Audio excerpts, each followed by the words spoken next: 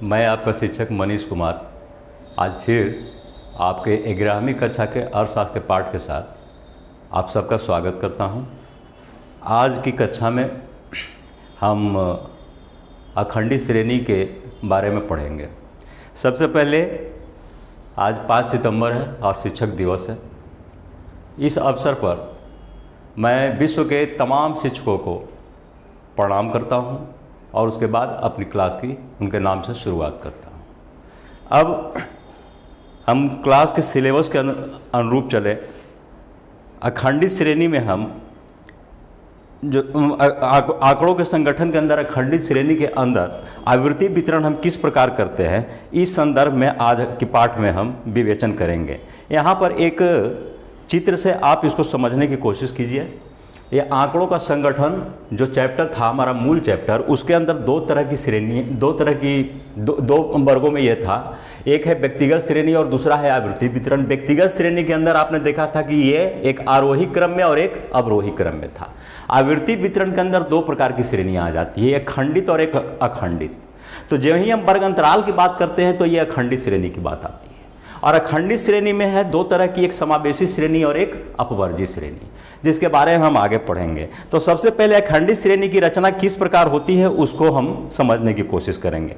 अखंडित श्रेणी की रचना में हम ध्यान दें कि सबसे पहला जो कदम हमारा होता है वो वर्गों की संख्या का निर्धारण होता है कि हम वर्ग कितने संख्या में हम वर्ग को लें। ये डिपेंड करता है कि आंकड़ों का रेंज कितना है, यानी विस्तार कितना है। जैसे मान लेते हैं कि आंकड़ों का जो है यह रेंज 100 है, तो 100 में अगर हम 10 का अंतराल ले रहे हैं, मान लेते हैं कि 0 to 100 है आंकड़ों का, तो इसमें जो है टोटल रेंज हो गया 0 से 100, यानी 100 का विस्तार है। तो इसमें अगर हम 10 वर्ग लेते हैं तो अंतराल बनेगा जो है आंकड़ों की टोटल रेंज बटे जो है वर्गों की संख्या। और इसी तरह अंतराल से हम भागा दे देंगे टोटल रेंज में, तो वो वर्गों की संख्या निकल जाएगा। अब यहां है कि यहां ध्यान देना है कि सामान्यतः वर्ग अंतराल में वर्गों की संख्या के निर्धारण में वर्ग अंतराल बनाने के क्रम में यह अंतराल 5 से 15 के बीच में होना चाहिए। यहां पर हमने इंगित कर दिया है यह 5 से 15 के बीच में होना चाहिए। यह मूलतः वर्ग विस्तार पर निर्भर करता है, जिसकी चर्चा मैंने कर दिया है। अब यहां देखिए, ये लिखते हैं यहां कि अंतराल यदि 10 है तो वर्गों की संख्या कितनी होगी, 80/10। अंतराल 10 का मतलब यह जो है अंतराल 10 का मतलब 0 to 10, 10 to 20, 20 to 30, सब में 10 का अंतराल जा रहा है। तो इस तरह यदि वर्ग विस्तार यदि आंकड़ों का विस्तार 80 है और हम इंटरवल ले रहे हैं 10 का, तो इसका मतलब है कि 10-10 इंटरवल करके 8 वर्ग बनेंगे। तो एक तरह से विस्तार बटे जो है हम क्या किए, वर्गों की संख्या डाल दिए तो हमारा अंतराल निकल गया, और अंतराल से अगर भागा दे दिए तो हमारा जो है वर्गों की संख्या निकल गया। अब हम देखें फैलाव का निर्धारण। यहां फैलाव ये रेंज का जो है निर्धारण हम कैसे करेंगे।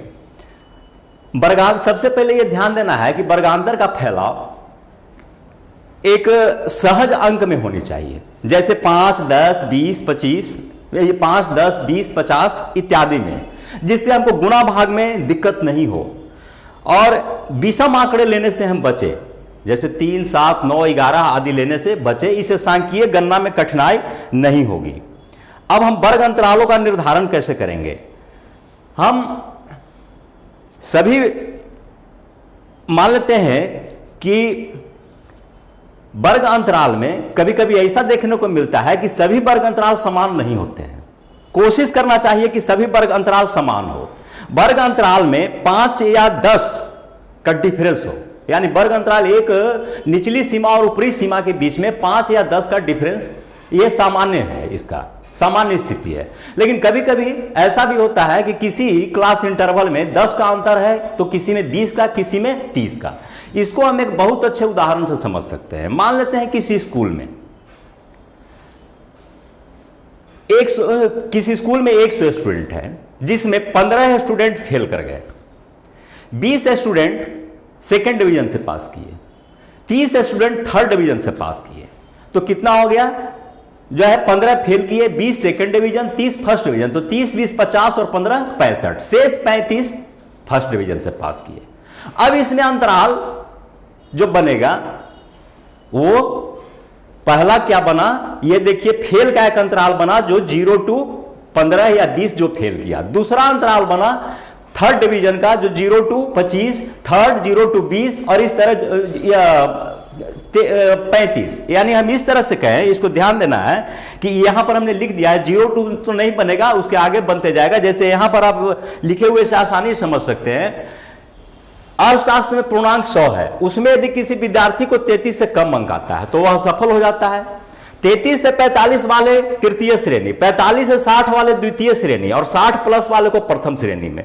तो ऐसी स्थिति में देखिए वर्ग अंतराल क्या बनेगा, 0 से 33 फेल, 33 से 45 थर्ड डिविजनर, 45 से 60 सेकंड डिविजनर और 60 से 100 फर्स्ट डिविजनर। तो ये अंतरालों में अंतर आ रहा है, लेकिन ये एक विशेष परिस्थिति है जिसमें आ रहा है। एक जनरल परिस्थिति में हम अंतरालों में अंतर 5 से 10 के बीच में ही हम रखें।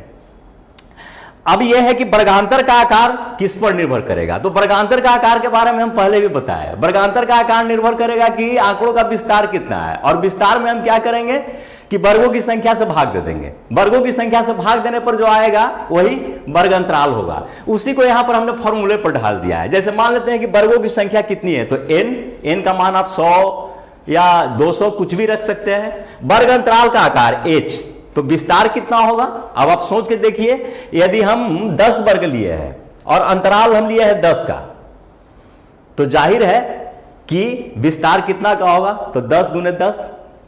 एक में एक वर्ग में हम 10 मद को रखे हैं जो है, और उसमें अंतराल जो है हमने लिया है वर्गों की संख्या 10 रखे हैं, उस तरह के 10 वर्ग लिए हैं। तो एक वर्ग में मान लेते हैं कि हम 10 स्टूडेंट को रखते हैं और उस तरह से पूरे वर्ग 10 है, तो इसका मतलब है कि स्टूडेंटों की संख्या 100 है। तो उसी को हमने कर दिया है वर्ग विस्तार कितना है, तो n इंटू एच, यानी r फॉर रेंज, विस्तार बराबर हो गया NH। इस प्रकार आप देखिए कि h, अब h यहां आपने क्या लिया था, वर्ग अंतराल, एक सूत्र निकल के आया r बराबर NH। अब r बराबर NH सूत्र का उपयोग हम किसी भी चीज को निकालने के लिए कर सकते हैं। 2 चर दिया हुआ है तो तीसरा चर इसमें से हम जान सकते हैं। मान लेते हैं n दिया हुआ है, h दिया हुआ है तो r निकाल सकते हैं, r दिया हुआ है, n दिया हुआ है तो हम h निकाल सकते हैं। तो यहां h बराबर क्या हो जाएगा, r बटा n।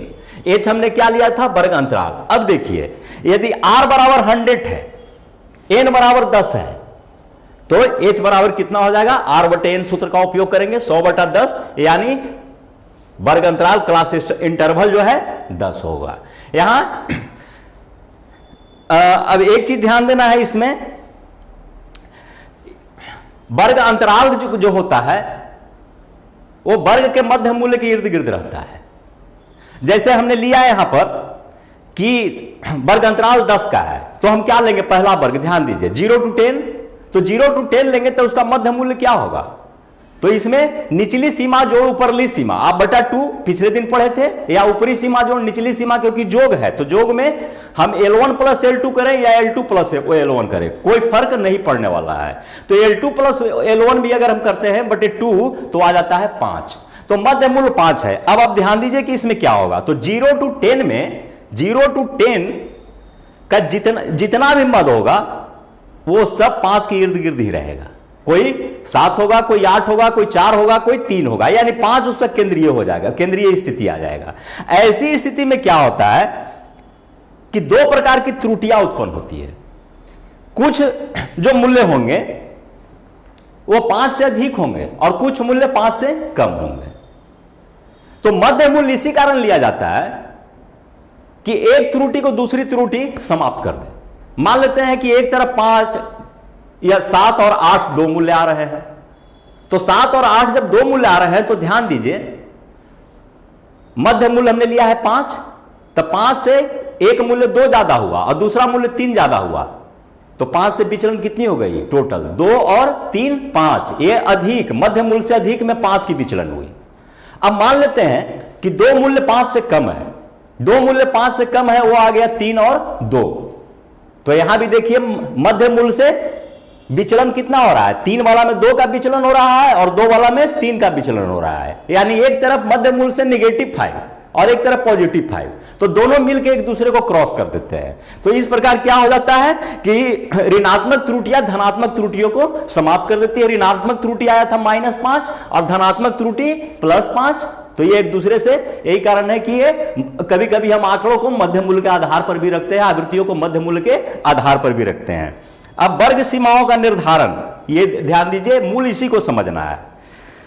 वर्ग सीमाओं के निर्धारण में 2 विधि का प्रयोग किया जाता है। एक है अपवर्जी विधि, एक्सक्लूसिव मेथड है, दूसरा है समावेशी विधि, इंक्लूसिव मेथड। मैं बार बार कहता हूं कि साइंस और इकोनॉमिक्स में ज्यादातर अंग्रेजी वर्ड से ही समझ में ज्यादा अच्छी आती है, क्योंकि इसका हिंदी वर्ड साइंस और इकोनॉमिक्स में बहुत क्लिष्ट हो जाता है। तो यहां एक्सक्लूसिव, जहां भी एक्स लग रहा है इसका मतलब है बाहर, और जहां भी इन लग रहा है इसका मतलब है कि अंदर। तो एक्सक्लूसिव में क्या करते हैं, आउट कर देते हैं, और इंक्लूसिव में इन कर देते हैं, अंदर कर देते हैं उसको। अब यहां मूल यही अंतर है कि बाहर किसको करते हैं और अंदर किसको करते हैं। तो एक्सक्लूसिव मेथड में जो वर्ग अंतराल की ऊपरी सीमा है उसको आउट कर देते हैं, उसकी गणना हम नहीं करते हैं, यानी उसकी आवृत्तियों को हम नहीं लिखते हैं, उसको हम सेकेंड वर्ग में लिया रखेंगे। और इंक्लूसिव मेथड में ऊपरी सीमा की भी गणना करते हैं। अब उसको हम आगे समझेंगे, ये ध्यान दीजिए। इस विधि में वर्ग की ऊपरी सीमा को छोड़कर अन्य सभी को वर्ग समूह में सम्मिलित करते हैं। जैसे यहां ध्यान दीजिए 10 to 20, तो 10 to 20 में 20 को छोड़ करके सभी मदें शामिल होगी। अब ध्यान दीजिए कि 10 से 20 के बीच में कौन कौन सी मद आएगी, 10 आ सकता है, 11, 12, यानी 19.99 तक ही आएगा। दशमलव वाला मूल्य भी आएगा, ऐसा नहीं कि दशमलव वाला मूल्य इसमें नहीं आएगा। कहने का मतलब 20 से नीचे जो भी रहेगा, लेकिन 20 नहीं आएगा। ठीक है, तो ये सभी मदें।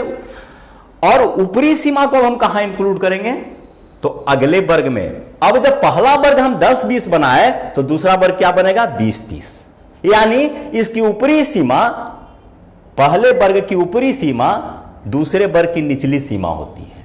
देखिए पहला वर्ग की ऊपरी सीमा कितनी थी, 20, दूसरा वर्ग की निचली सीमा कितनी है, 20। तो ये इस तरह से चलेगा, 10-20, 20-30, 30-40, क्योंकि ये अब क्या हो जाएगा, अगला जो वर्ग बनेगा इसके पहले वाले वर्ग की ऊपरी सीमा कितनी होगी, 30, तो उसके आगे आने वाले वर्ग की निचली सीमा बन जाएगी 40, फिर 40 जो इसकी ऊपरी सीमा होगी उसके आगे आने वाले वर्ग की निचली सीमा हो जाएगी 40, 50।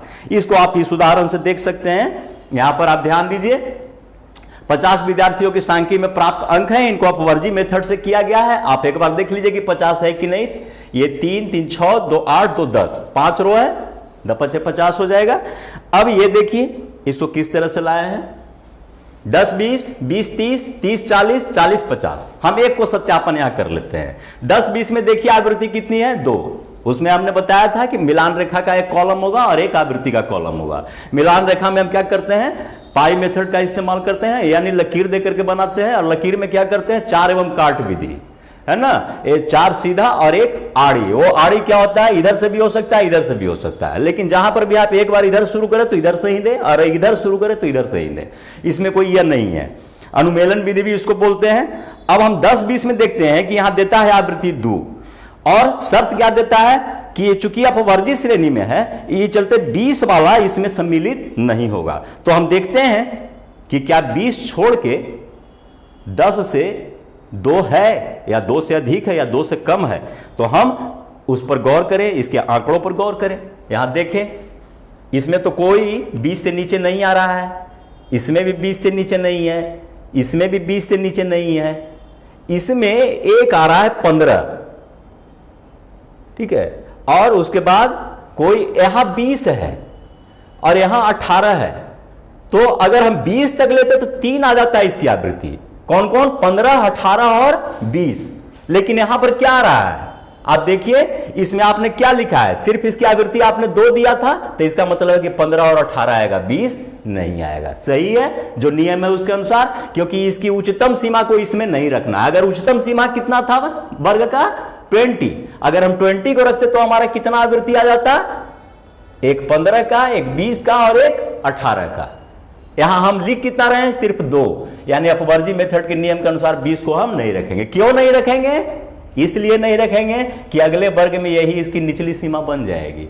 तो हम अब अगर हम यहां भी रखते हैं तो अगले वर्ग में भी रखते हैं तो एक ही मद का 2 बार गणना हो जाएगा और ये त्रुटि बन जाएगी।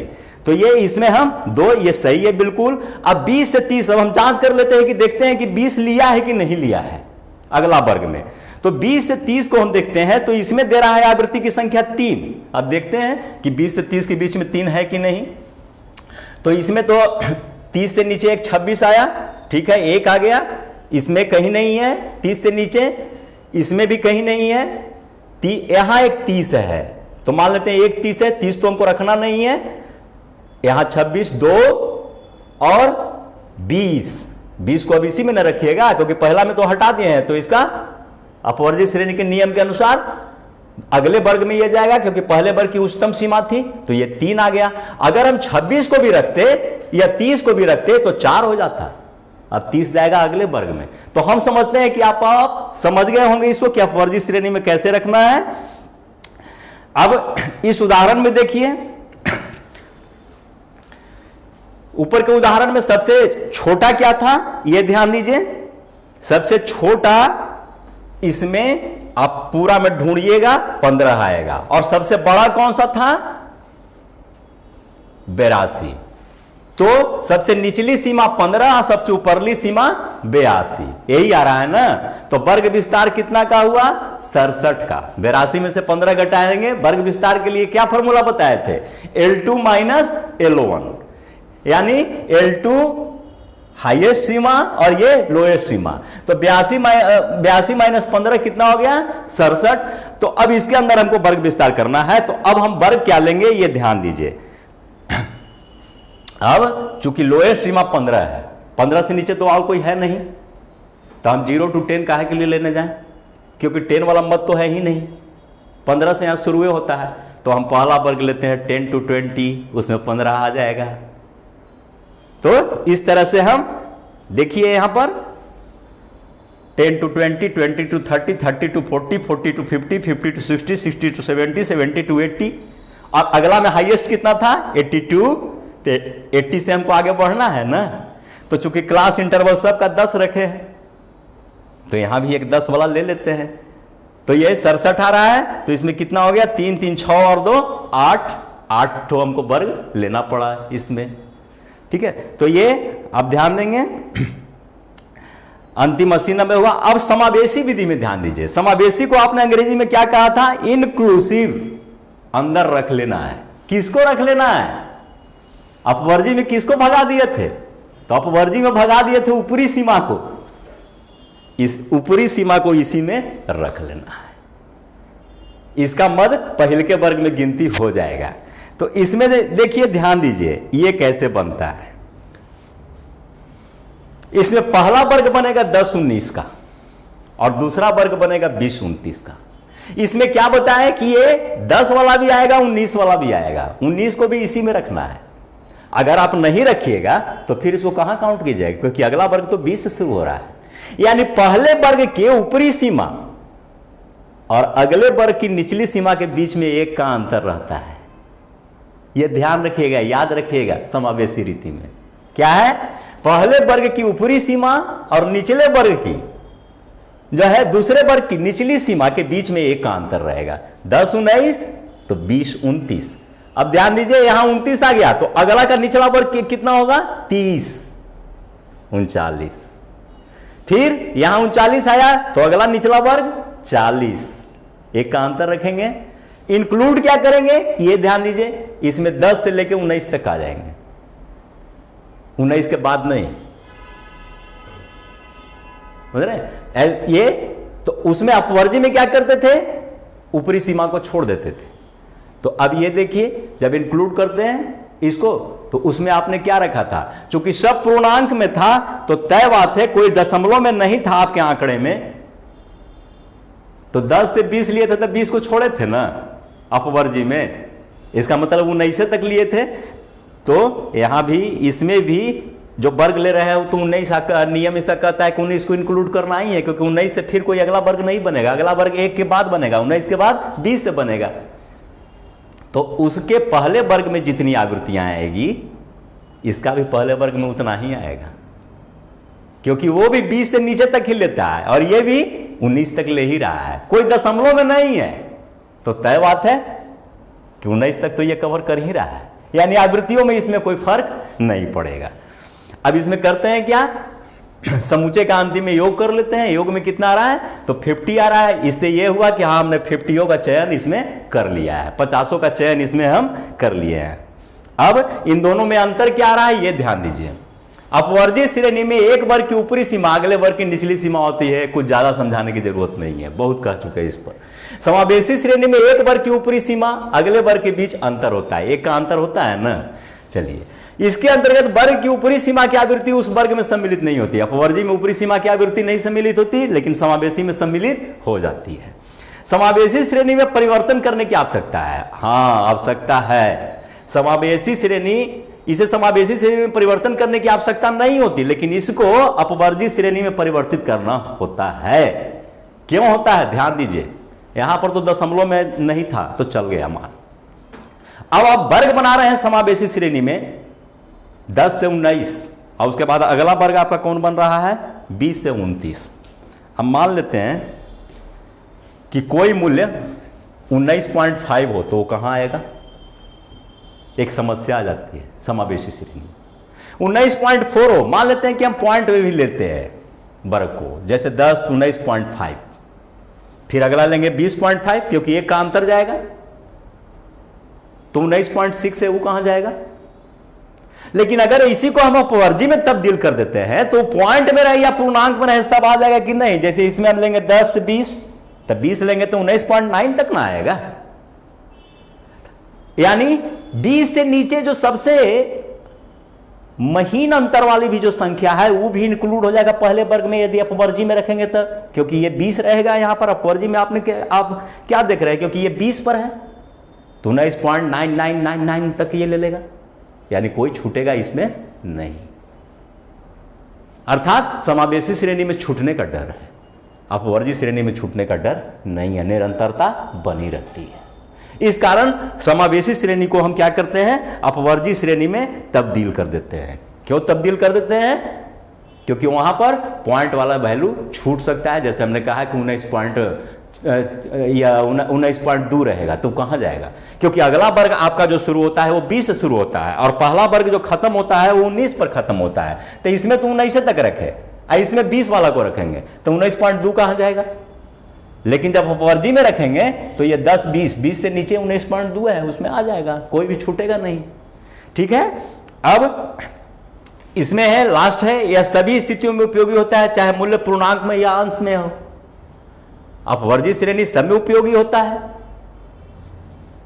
जब ये तभी उपयोगी होता है जब मूल्य पूर्णांक में हो। समावेशी श्रेणी उपयोगी तभी होगा जब पूर्णांक में हो, क्योंकि अभी आपने देख लिया कि दशमलव में आने पर इसमें छूटने का डर है, लेकिन अपवर्जी श्रेणी में वो छूटता नहीं है।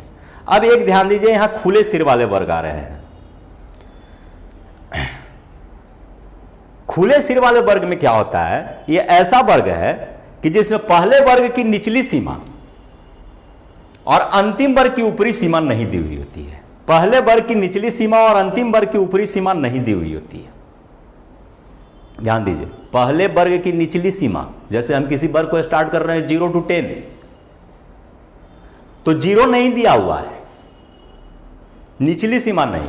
और अंतिम वर्ग की ऊपरी सीमा, अंतिम वर्ग यदि 90 to 100 पर खत्म होता है तो ये ऊपरी सीमा नहीं दी हुई है, तो इसको हम कहते हैं खुले सिर वाले वर्ग, खुले सिर वाले वर्ग। तो इसमें क्या है ये ध्यान दीजिए, देखिए यहां पर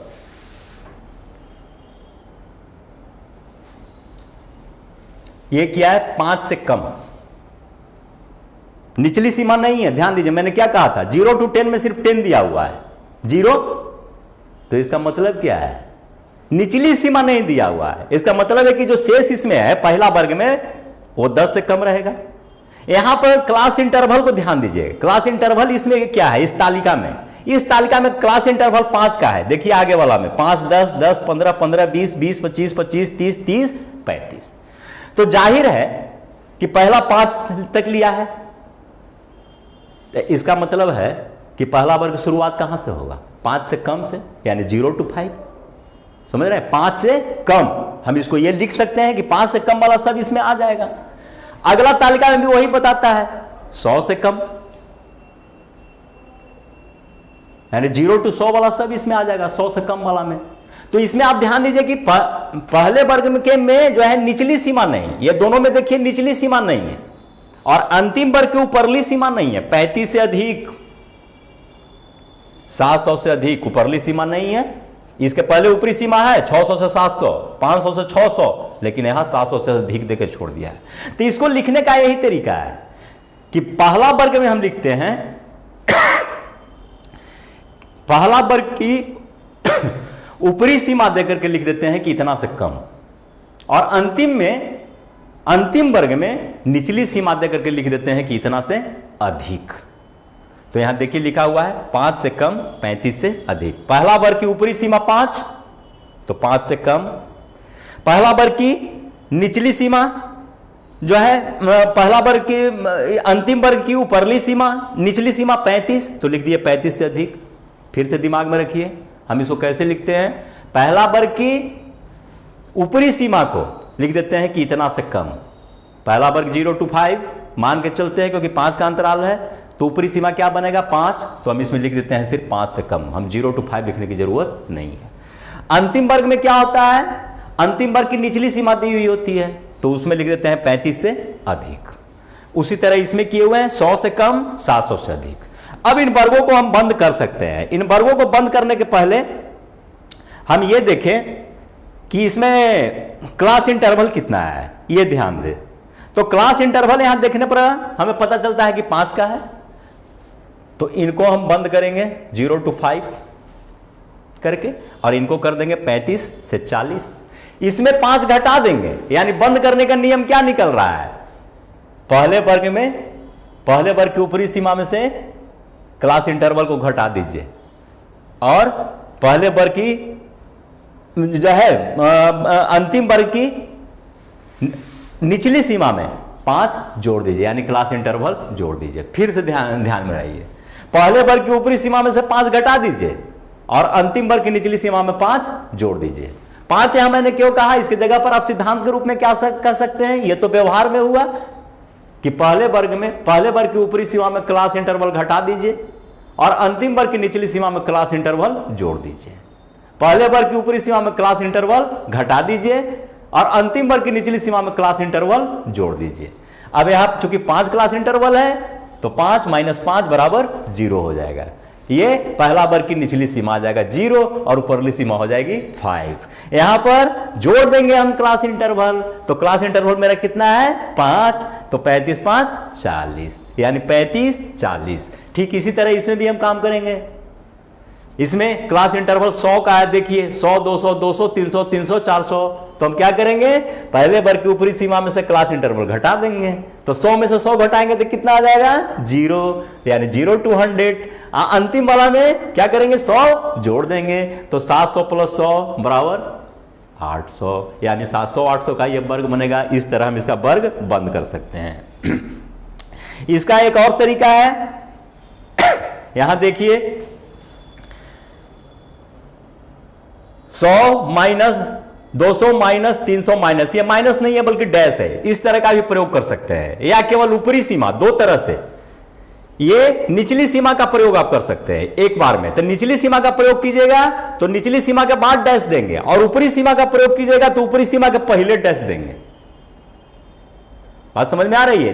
अगर हम निचली सीमा का प्रयोग कर रहे हैं तो निचली सीमा के बाद डैश देंगे, अगर हम ऊपरली सीमा का प्रयोग कर रहे हैं तो ऊपरली सीमा के पहले डैश देंगे। जैसे पहले इसको समझ लीजिए, ये क्या हो जाएगा, ऊपरली सीमा, ये ऊपरली सीमा है, उसके पहले डैश, तो ये 0 to 10, 10 to 20, 20 to 30, इस तरह से ये बनते चला जाएगा। यहां 0 का एक नहीं दिखाया गया है, तो ये क्या हो जाएगा, इसके बाद डैश है 100, 200, 200, 300, है ना। तो ये इस तरह से होता है। अब इसके लिए हम फॉर्मूला क्या अपनाएंगे, ध्यान दीजिए। हमने कैसे डायरेक्ट कर दिया कि 10 20, 20 30 कैसे होगा। तो इसमें जो आप डैश दे रहे हैं, ये डैश यहां पर योग का काम करता है। जैसे ये बनेगा, बीच में अंतराल देंगे तो अंतराल के लिए डैश देंगे, तो हम इसमें क्या करेंगे, अंतराल को जोड़ देते हैं। यानी पहला का ये निचली सीमा है 100, तो बन जाएगा 100 200, अंतराल जोड़ेंगे तो 200, फिर 200 में 100 जोड़ेंगे तो 300। अब ये देखिए अपवर्जी में आ रहा है कि नहीं, 100 200 200 300 300 400 400 500, यानी डैश है या वर्ग के बाद, वर्ग की निचली सीमा के बाद, तो उसमें जोड़ के ऊपरी सीमा बना लीजिए। किसको जोड़िएगा, अंतराल को। यदि डैश है वर्ग की ऊपरी सीमा से पहले, तो उसमें निचली सीमा या जो है अंतराल को घटा दीजिए, वो बन जाएगा निचली सीमा। यहां पर क्या है, डैश किसके बाद है, डैश यहां पर निचली सीमा के बाद है, तो इसमें अंतराल को जोड़ देंगे। अंतराल कितना था 100 वाला के 100, तो बनेगा वर्ग 100 200। यहां पर भी अंतराल 100 है, सबके लिए एक ही अंतराल है, तो 200 300 300 400। यहां क्या होगा, हम अंतराल को घटा देंगे। ये उस वर्ग का है जिसमें अंतराल 10 था, तो 10 माइनस 10 ये आ जाएगा 0, 0 to 10। इसमें से भी 10 घटाएंगे क्योंकि सबके लिए अंतराल एक ही है, तो 20 में से 10 घटाएंगे तो 10, 10 माइनस 20, फिर 30 में से, तो इस तरह से ये बनते चला जाएगा। इसी को हमने यहां रख दिया है 100 200 200 300। पहला बनेगा 0 to 100, ठीक है, इस तरह से हम लेंगे, क्योंकि पहला तो 100 से शुरू होगा, तो उसमें 0 हम पहले लिखेंगे, तो 0 में 100 जोड़ देंगे, तो वो आ जाएगा 0 to 100। अब हम संचयी आवृत्ति वितरण के बारे में बात करेंगे। इसमें ध्यान दीजिए, संचयी का मतलब क्या होता है, जमा करना। कैसे जमा करना, एक एक करके जमा करना, है ना। जैसे कहा जाता है कि सपूत उसी को कहते हैं जो धन संचय करता है, माने एक एक रुपया बचा करके बेचारा जोड़ करके और जमा करते चला जाता है, तो इसको हम कम्युलेटिव फ्रीक्वेंसी डिस्ट्रीब्यूशन कहते हैं। इसमें क्या होती है, आवृत्तियां जुटते जाती है हर क्रम में। जैसे ये ध्यान दीजिए, क्रमबद्ध संचयी आवृत्ति की दशा में वर्ग की उच्च और निम्न दोनों सीमाएं नहीं दी जाती है। संचयी आवृत्ति की दशा में वर्ग की उच्च और निम्न दोनों सीमाएं नहीं दी जाती है, अर्थात केवल एक सीमा या तो निचली या ऊपरली रहता है। निचली सीमा के आधार पर संचयी आवृत्ति के लिए हम प्रयोग करते हैं। ध्यान दीजिएगा, ये सब याद रखना पड़ेगा। निचली सीमा के लिए हम संचयी आवृत्ति से अधिक, मोर देन, और ऊपरली सीमा के लिए से कम। इसको आपको थियोरी से यहां पर नहीं समझ में आएगा, सीधा आप इसका एग्जाम्पल में आइए। ये ध्यान दीजिए, ये देखिए एक साधारण वर्गांतर पहले दे दिया है, ये मत समझिए कि इसमें अटैच है, इसको अलग मान के चलिए। क्या, 0 to 10, 10 to 20, 20 to 30, 30 to 40, 40 to 50। किसमें है, ये भी अवलोकन करते जाना है। अपवर्जी श्रेणी में है। अपवर्जी श्रेणी में कैसे है, क्योंकि ऊपरी सीमा अगले वर्ग की निचली सीमा आ रही है यहाँ, तो अपवर्जी में है। समावेशी में होती तो ये रिपीट नहीं करती। तो इसकी आवृत्ति कितनी है, तो 0 से 10 के बीच में 10 है, 10 से 20 के बीच में मदों की संख्या 24 है। अब ये दो तरीके से लिया है, ये ध्यान दीजिए। से कम, तो से कम में लिया है 10 से कम, यानी ऊपरली सीमा, ठीक है। तो ये 10 से कम, अब आप यहां ध्यान दीजिए क्या है, 10 से कम में कितना आएगा, कितनी आवृत्ति, आपसे कोई पूछे कि 10 से कम में इनकी कितनी आवृत्तियां होगी, तो क्या जवाब आपके पास आएगा। तो 0 to 10 है, चूंकि अपवर्जी श्रेणी में है, और अपवर्जी श्रेणी में यह नियम है कि उसमें 10 का इंक्लूड नहीं होगा, तो इसका मतलब है कि 10 से नीचे वाला नहीं इंक्लूड होगा, 0 से 9 के बीच ही वाला ना, तो 10 से कम में आ गया। जो 0 से 10 की आवृत्ति थी वो यहां पर लिखा गया। अब 20 से कम, तो 20 से कम यानी 0 से लेकर 19 तक सब आएगा उसमें, यानी 20 से नीचे जो भी आ जाए, कहने का मतलब 19.99 तक, ठीक है। तो जो भी आ जाए, तो 20 से कम का टोटल कितना हुआ, ये ध्यान दीजिए। तो 0 to 10 ये भी तो 20 से नीचे ही है, और 10 to 20 ये भी 20 से नीचे है, तो ये दोनों के मिला के ना आएगा 20 से कम में। बात समझ में आ रही है, फिर से ध्यान से देखिए। 10 से कम में 0 to 10 क्यों कम में रहेगा, क्योंकि अपवर्जी मेथड में है। अपवर्जी मेथड में हम क्या करते हैं, किसी वर्ग की ऊपरी सीमा को इंक्लूड नहीं करते हैं, यानी 10 इसमें इंक्लूड नहीं होगा, तो 10 इंक्लूड नहीं होगा, तो जो भी इसमें इंक्लूड होगा वो 10 से कम ही वाला नहीं इंक्लूड होगा। तो चूंकि 0 से 10 में 10 आवृत्ति है, तो 10 से कम वाले की संख्या 10 होगी। अब 0 से 20, तो 20 से नीचे वाला जितना भी है सब इसमें इंक्लूड होगा, यानी 19.99 तक होगा। तो 20 से नीचे की ये वर्ग भी तो था, 0 से 10 और 10 से 20, दोनों 20 से नीचे का वर्ग है। तो जब दोनों 20 से नीचे का वर्ग है, तो ये ध्यान दीजिए कि 0 से 10 वाला 10 था और 10 से 20 वाला 24, ये दोनों तो 20 से कम ही हैं, तो मिला के कितना हो जाएगा, 24 10 34।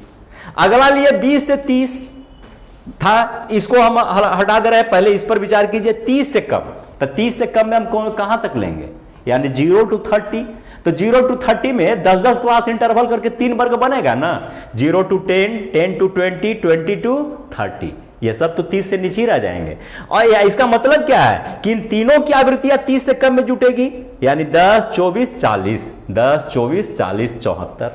और इसी तरह 40 से नीचे, तो 40 से नीचे में 4 वर्ग बनेगा, 0 to 10, 10 to 20, 20 to 30, 30 to 40, और ये सब की आवृत्तियां का योगफल इसमें आ जाएगा 94।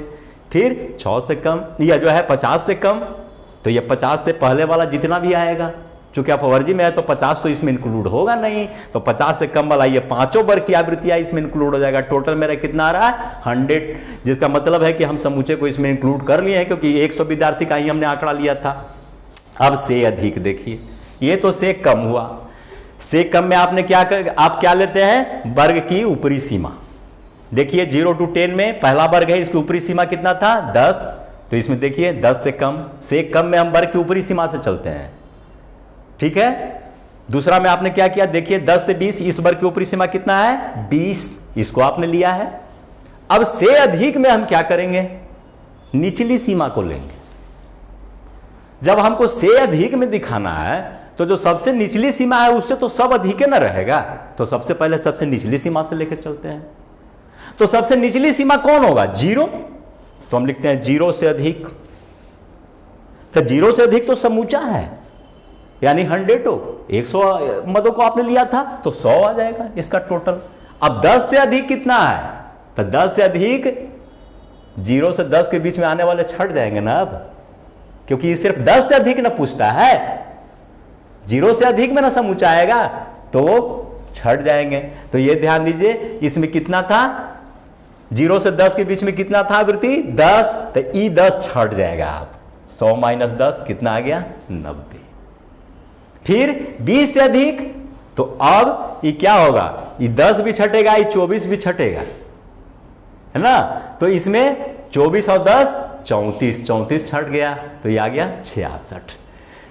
30 से अधिक, तो 30 से अधिक में 39 तक आ जाएगा, तो 39 तक आ जाएगा, तो ये 4 वर्ग का जो आवृत्ति था इस सब का योग छटेगा, तो ये कितना हो जाएगा, ये ध्यान दीजिए 24, 40, 64, 10, 74, यानी 74 छटेगा। 30 से अधिक, 30 से नीचे जो भी रहेगा, तो 30 से नीचे ये 3 वर्ग बचा, 40 से नीचे में ये चारों आ जाएगा, ठीक है। 30 से नीचे ये तीनों वर्ग का छटेगा, ये तीनों वर्ग में कितना था 24, 40, 64 और 10, 74, 100 माइनस 74 कितना हो जाएगा, बच जाएगा 26। और 40 से अधिक में ऊपर वाला चारों वर्ग की आवृत्ति छटेगा, ऊपर वाला चारों, क्योंकि ये 40 से अधिक का ये बता रहा है, तो ये आ जाएगा आपका 6, ठीक है। हम समझते हैं, तो क्या इसमें ध्यान देना है, निचली सीमा के आधार पर आप क्या लिखिएगा, निचली सीमा के आधार पर से अधिक और ऊपरली सीमा के आधार पर से कम। एक में क्या होता है जुटते जाता है, दूसरे में घटते जाता है। एक में क्या होता है, क्योंकि संचयी आवृत्ति को हम नीचे से ऊपर ले जाते हैं, और दूसरे में क्या होता है, संचयी आवृत्ति को ऊपर से नीचे ले आते हैं। याद करने का अच्छा तरीका क्या रहेगा माइंड में, जिसमें कम है उसमें संचयी आवृत्ति को नीचे से ऊपर ले जाते हैं। उल्टा चल रहा है, कम निगेटिव चीज है, यहां योग पॉजिटिव हो रहा है, यानी निगेटिव में यहां पॉजिटिव है, और इसमें क्या है पॉजिटिव में निगेटिव है, यानी इसमें से अधिक में हम क्या करते हैं ऊपर से घटाते चलते हैं, ठीक है। अब हम संचयी आवृत्ति वितरण के लाभ, इसको थोड़ा सा संक्षेप में देख लिया जाए। संचयी आवृत्ति वितरण की सहायता से हम किसी दिए गए चर से कम या अधिक मूल्य अथवा अवलोकनों की संख्या ज्ञात कर सकते हैं। बिल्कुल, किसी वर्गांतर विशेष में सम्मिलित मदों की संख्या भी ज्ञात की जा सकती है, कितना मद है इसकी संख्या हम जान सकते हैं। विभाजन मूल्यों को ज्ञात करने हेतु भी इसका प्रयोग किया जा सकता है। अब हम देखें आदर्श वर्गीकरण, इसको पॉइंट वाइज याद रखिएगा, ये याद करने वाला थोड़ा चीज है, वो सब समझने वाला चीज था, ये थोड़ा याद करने वाला, मेहनत ज्यादा उबाऊ लगता है याद करना, लेकिन कोई ज्यादा नहीं है, इसको भी समझ लेंगे तो निश्चित है कि इसमें 10-12 पॉइंट है, तो 2-4 पॉइंट हम लिख ही देंगे, और 2-4 पॉइंट से ज्यादा, 4-5 पॉइंट से ज्यादा कोई भी क्वेश्चन में लिखने के लिए नहीं आता है। सबसे पहले है कि वर्गीकरण जो है, वर्गीकरण अनुसंधान के उद्देश्य पर निर्भर करता है कि हमारा अनुसंधान का उद्देश्य क्या है, तो उसके अनुसार ही हम वर्गीकरण करते हैं। तो इसके लिए कोई निश्चित नियम का निर्धारण करना कठिन है, फिर भी आदर्श वर्गीकरण के लिए सामान्य नियम, इस पर हम ध्यान दें। सबसे पहले है कि इसका उचित आकार होना चाहिए। उचित आकार, न तो बहुत बड़ी और न बहुत छोटी। सामान्यतः हमने पहले भी कहा था कि 5 से 15 के बीच में रखिए। सबसे छोटा जो रखिए वो 5 का अंतराल में रखिए और सबसे बड़ा रखिए वो 15 के। या तो आप 0 to 5, 5 to 10 इस तरह से ले जाइए, या 0 to 10, 10 to 20 इस तरह से ले जाइए, या 0 to 15, 15 to 30। माने जो सब अगर छोटा बनाना है तो 0 to 5 बनाइए। और अगर कहने का मतलब कोई जरूरी नहीं कि 0 से शुरू होगा, वो तो डिपेंड करता है कि सबसे छोटी संख्या क्या है, उसमें सबसे छोटा मूल्य क्या है, उस पर निर्भर करेगा। कहने का मतलब कि जो वर्ग बनाइए उसका आकार देने में 5 से 15 से ज्यादा का इंटरवल न लीजिए, जितना हो सके संभव। वैसे तो आप देखें कि विद्यार्थियों का फेल वगैरह पर इंटरवल बड़ा बड़ा भी निकल जाता था, तो उसका भी समायोजन होता है जिसको हम आगे बताएंगे। दूसरा है सजातीयता। किसी भी वर्ग में जो आप मद रख रहे हैं उस आपस में सजातीय होने चाहिए। अब हम किसी विद्यालय के छात्रा का ले रहे हैं और उसमें छात्र का भी मद रख दिए तो वो तो उद्देश्यपूर्ण या सही वर्ग नहीं बन पाएगा। तो सजातीयता होनी चाहिए। विस्तार, विस्तार में क्या है कि वर्गीकरण इतना व्यापक होना चाहिए कि सभी मूल्य को किसी न किसी वर्ग में सम्मिलित किया जा सके। पूरे वर्ग का विस्तार, कहने का मतलब क्या है, जितना भी वर्ग बने, 0 to 100 में अगर 10 वर्ग बन रहे हैं तो विस्तार कहां तक गया, 0 से 100 तक गया। तो इतना भर विस्तार लीजिए कि कोई मूल्य छूटे नहीं। जैसे आप उसमें देखे थे कि सबसे छोटा मूल्य 15 आ रहा था और सबसे बड़ा मूल्य 82 आ रहा था। तो ऐसा ना हो कि हम 15 से 80 तक हम रखें, यानी हम इस तरह से वर्ग बनाए 10 से 20, 20 से 30, 30 से 40, 40 से 50, 50 से 60, 60 से 70, 70 से 80, इतना पर ला के ब्लॉक कर दे तब 82 वाला तो छूट जाएगा ना। तो हम विस्तार इतना भर दें कि विस्तार ऐसा दें कि इतना भर वर्ग बन जाए कि सारे मूल्य उसमें इंक्लूड हो जाएं। सरलता, ये प्रमुख गुण है। सरल और स्पष्ट होना चाहिए ताकि किसी प्रकार का भ्रम या संदेह उत्पन्न नहीं हो। सरल और स्पष्ट होने का मतलब है कि ज्यादा दशमलव में या मतलब कुछ गलत आंकड़े उसमें नहीं आ जाएं। मांग रहा है कुछ, उसमें आ रहा है कुछ, तो ये सरल और स्पष्ट होनी चाहिए। अगला है निश्चितता। आदर्श वर्गीकरण को जो है इसमें निश्चितता आनी चाहिए, यानी एक ही आधार पर आप आंकड़े लीजिए, आधार बार बार चेंज मत कीजिए। जैसे देखा गया है कि भारत में जनगणना का वितरण का जब आंकड़ा लिया जाता है तो विभिन्न आधार पर लिया जाता है, कभी आय के आधार पर, कभी शिक्षा के आधार पर, कभी लिंग के आधार पर। इससे परिणाम क्या निकलता है कि उन आंकड़ों का हम सही ढंग से तुलना नहीं कर पाते हैं, क्योंकि उनका आधार भिन्न भिन्न है।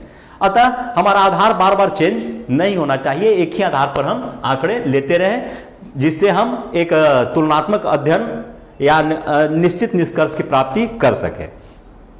लचीलापन होना चाहिए। एक आदर्श वर्गीकरण लोचदार होना चाहिए और विभिन्न वर्गों में आवश्यकता अनुसार परिवर्तन किया जा सके। यह लोचदार होना चाहिए ताकि आवश्यकता अनुसार हम वर्ग को बदल सकें। वर्ग को बदलने का मतलब क्या है, यहां पर ध्यान दीजिए कि वर्ग को बदलने का मतलब है कि मान लेते हैं कि हमको कहीं हम ले रहे हैं 0 to 15, फिर ले रहे हैं अगला वर्ग ले रहे हैं 15 से 25, तो इस तरह से परिवर्तन करने में दिक्कत होता है। अगर हम 0 to 10, 10 to 20, 20 to 30 लेते हैं तो ऐसी परिस्थिति में मान लेते हैं कि अंतिम वर्ग में 20 आंकड़े आ रहे हैं, तो वैसे अवस्था में या 5 ही आंकड़े हैं। ध्यान दीजिए कि हम 0 to 10 लिए तो उसमें मदों की संख्या 10 आ रहा है, और 10 to 20 उसमें 15 आ रहा है, और अंतिम में उसमें क्या है कि 45 तक की वैल्यू वाले हैं लेकिन 3 ही हैं। तो ऐसी अवस्था में हम क्या करेंगे, 32 जो है हम सीधा 45 या 50 तक ले सकते हैं। परिवर्तन हम कर रहे हैं क्योंकि 10 इंटरवल ले रहे थे, यहाँ एक के बार हमने लिए कितना 30 to 50, 20 का इंटरवल ले लिए। या इसको हम इस तरह समझ सकते हैं, पहला में 0 to 10 लिए तो कितना आया हमारा 10 मत, उसके बाद 10 to 20 थे कितना आया 15, और अवर में क्या है कि 45 तक 3 मद आ रहे हैं। तो अब 3 मद के लिए, प्रत्येक मद के लिए हम क्या करेंगे, 3 इंटरवल नहीं ना लेंगे। हो सकता है कि जो है 20 to 30 में 2 आ रहा है, और 30 to 40 में एक को नहीं आ रहा है, अब 40 to 50 में एक 45 आ रहा है। तो ऐसी अवस्था में हम यही करेंगे कि उसको लिख देंगे 20 to 50, उसमें आ गया तीनों। तो हम परिवर्तन जब लोचदार रखे तब हम परिवर्तन कर पा रहे हैं। अनुकूलता होना चाहिए, यह ध्यान दीजिए। जैसे यहां पर दिया हुआ है कि किसी स्थान के नागरिकों की आर्थिक स्थिति की जानकारी प्राप्त करने हेतु वर्गीकरण का आधार आय होनी चाहिए, न कि उम्र, लंबाई, वजन।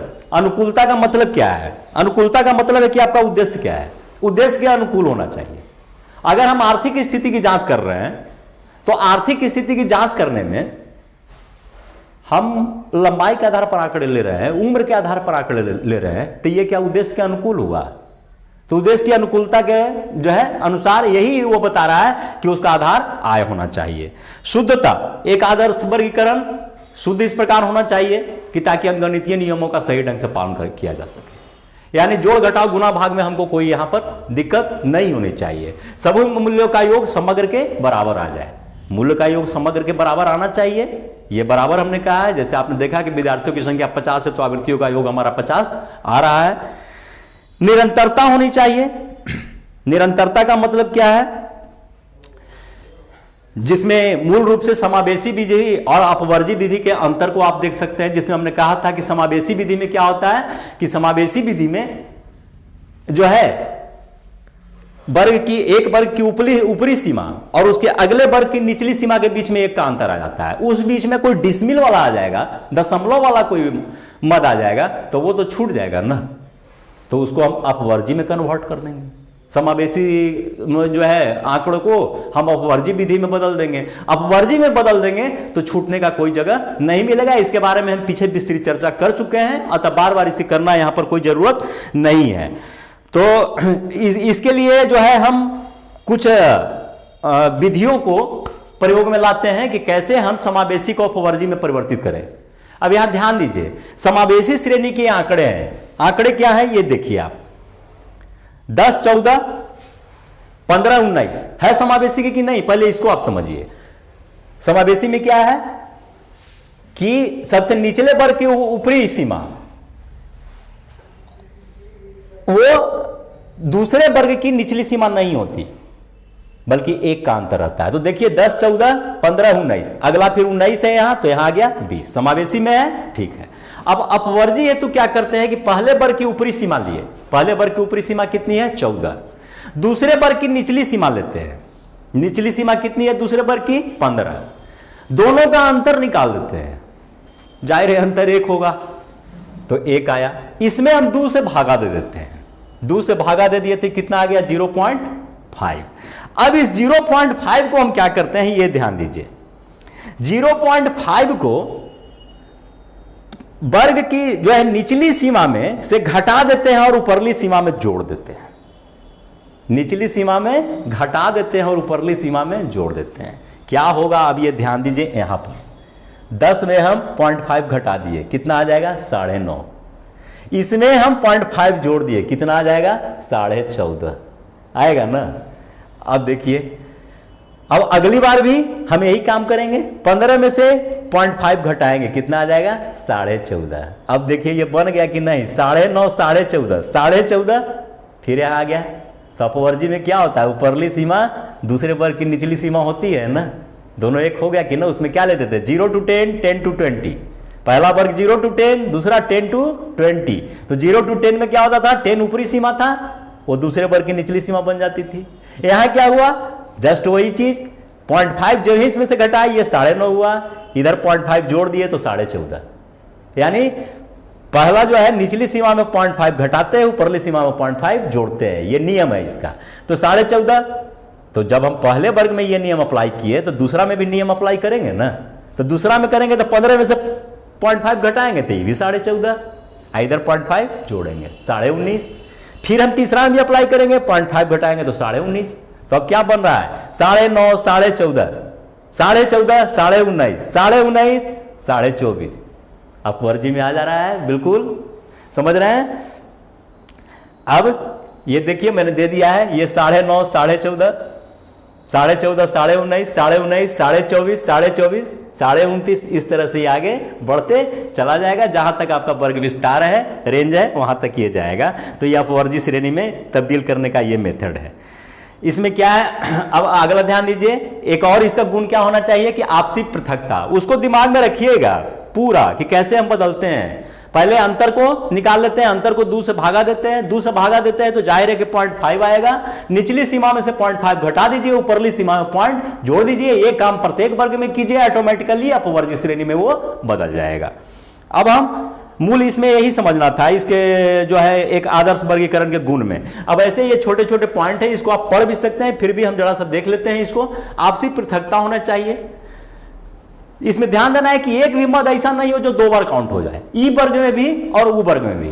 अगर एक वर्ग में आ गया तो दूसरा वर्ग में वो नहीं जाना चाहिए। इसको हम आपसी पृथकता कहते हैं। वर्गांतर की समानता, जहां तक संभव हो समान वर्गांतर रखिए, लेकिन हम कुछ पिछले उदाहरण में देखें कि असमान वर्गांतरण भी कभी कभी बनाना पड़ जाता है, लेकिन संभव है कि समान वर्गांतर। स्थान निर्धारण, हाँ यह भी एक महत्वपूर्ण पहलू है।